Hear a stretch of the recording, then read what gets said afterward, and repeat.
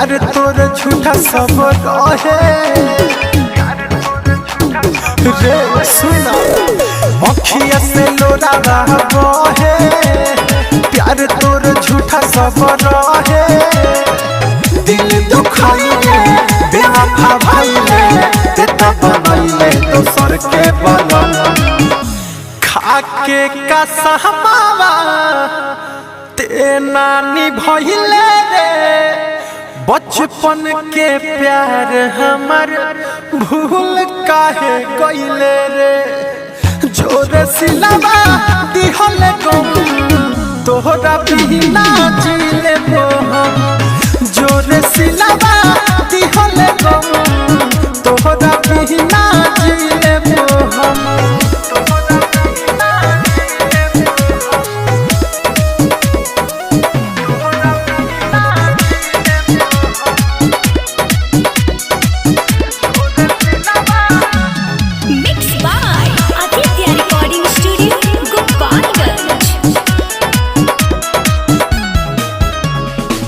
छैल सगरिया गम के बदरिया कइले दिल चकना चूर रे प्यार के रहे जवन बनल महलिया छन में दिहले दूर रे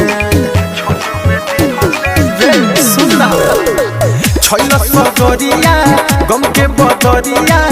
कइले दिल चकना चूर रे प्यार के रहे जवन बनल महलिया छन में दिहले दूर रे मिलन बाटे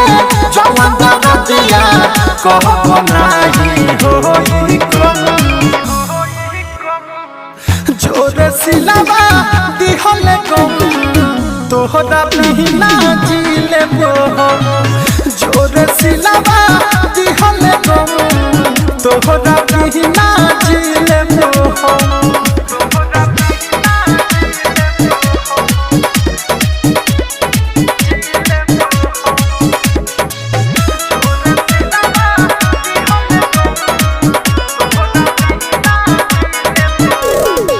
कहिले हम जवन सुन रे गोरिया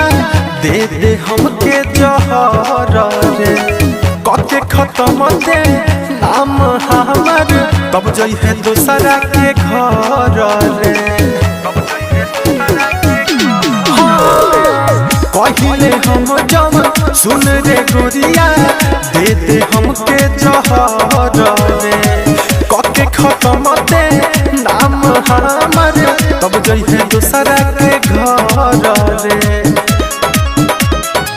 दिल के दर्द दीपक तेरे सके लिखल से सनत लेके कलम जोर सिलवा दिहल गम तोहरा बिना जीले हम जोर सिलवा